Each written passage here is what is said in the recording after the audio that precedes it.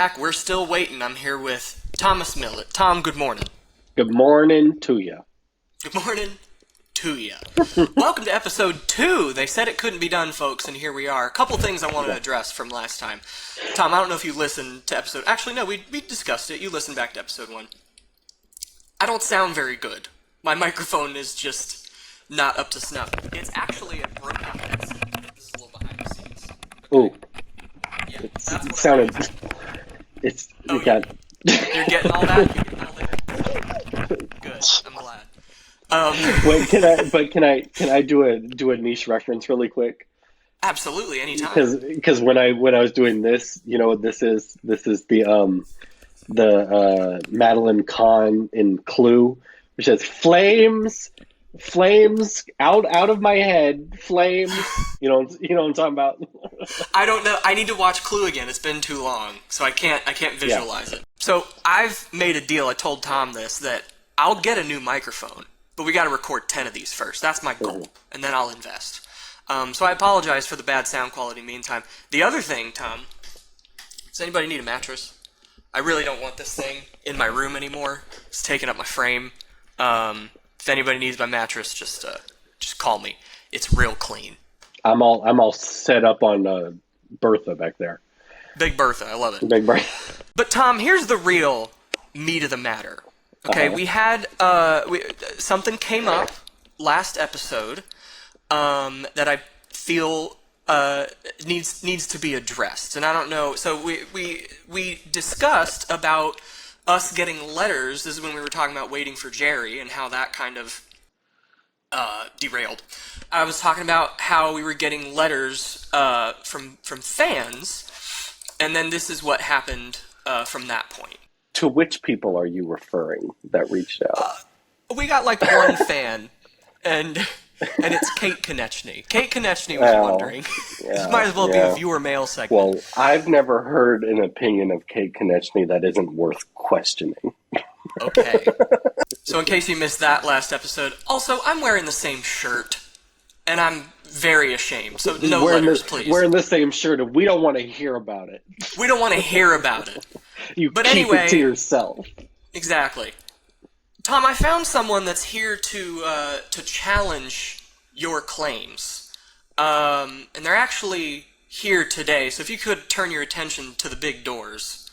Someone's coming through them right now.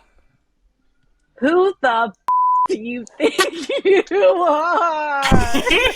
Whoa, no.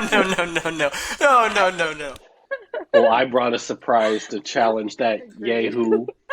Uh-oh. Calvin, we got a double booking here. Calvin, get yourself in here. Is this why you told me to log on today? No. So here's the behind the scenes. Tom had no idea I had booked Kate for today. Every time I told him, like, I want to do an episode and I have a surprise. And, like, I kind of mentioned it like it was like a delivery coming in, because I didn't want him to know that I booked a guest. So Kate is here today to take Thomas to task. And then, Tom, you pick it up from there, from your perspective. Yeah. I was just playing a game with Calvin before this. And I said, hey, Calvin, you want to come hang out? And he said, yeah, I'm not doing anything. So I also came with a surprise. And now Calvin is my champion in battle. And I, of course, will take the side of Kate Konechny. Yeah, in this trial by combat, Game of Thrones style. Ambush attack. Hi, Kate. Hi. Calvin, that's good. It's nice to see you. I really loved sitting there for this entire experience. The background, Kirby, And I wonder who I'm here. I was wondering why you were in here twice, but I just assumed it was like something fancy with like a camera thing or mic something that you had to join twice. I thought so too. This is my first time here. Yeah, I had a whole background story where I was like, if Thomas asks why I'm in here twice, I'm going to say like, oh, I was trying something with my phone earlier. And, you know, it just kind of like, don't worry about it. So yes, it is not Kirby. It is Kate Konechny. Kate, welcome to Waiting for Sherry O'Terry as our only fan. Not only fans, I cut a joke about that in the last episode. Our only fan of the podcast. Welcome. Why did you cut the joke? I was requested to by the network. To PG-13. Yeah. ITH inside the house sent me a note and said we gotta take that out of there. But Kate, Sir. welcome to the podcast. Kate's fresh off of a trip Where'd you go? Yeah, I was on the Cape this weekend. Ooh, during a tropical storm. Now is that Cape Canaveral or Cape Town? Cape Cod, She was in Cape Massachusetts, Town. baby. She was in Cape I was Town, in South Africa. Yeah, she was in Cape Town until about 2 minutes ago. Yeah. Yeah, exactly. Well, Kate, thank you so much for coming, and Calvin too. I mean, this is wonderful. All our friends in the same place. But Kate, I do want to discuss, like, now that this is the second episode, we've made it past the pilot slump. Mm-hmm. You were a consumer, and Calvin was too, of our first episode. Can we get some viewer reviews? I watched it twice.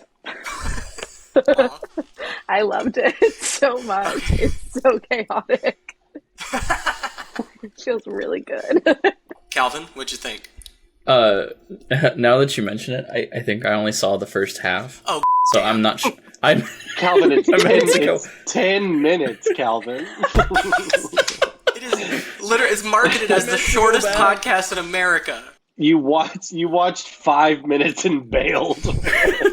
I didn't leave because I didn't want to watch it. I was just pulled away, and I had not come back yet. So I have every intention to go back and finish the first episode at some point. He got to the Kate Konechny slander, and he was like, "Not for me. I can't stand for this." I have my own fan base. Yeah, exactly. They're here to support. Yeah, it's one person, but he's there and he's not moving. But Kate, let's get to the real tea here. I mean, now is when the fight begins. Me and you versus Tom and Calvin. There was some Kate Konechny slander. We're doing chicken. Cal's gonna get on my shoulders. Oh, is Kirby gonna be on mine? Someone find me a pool. We're all meeting at the closest pool. I think we all got to go to like St. Louis. So see you in St. Louis for a chicken match.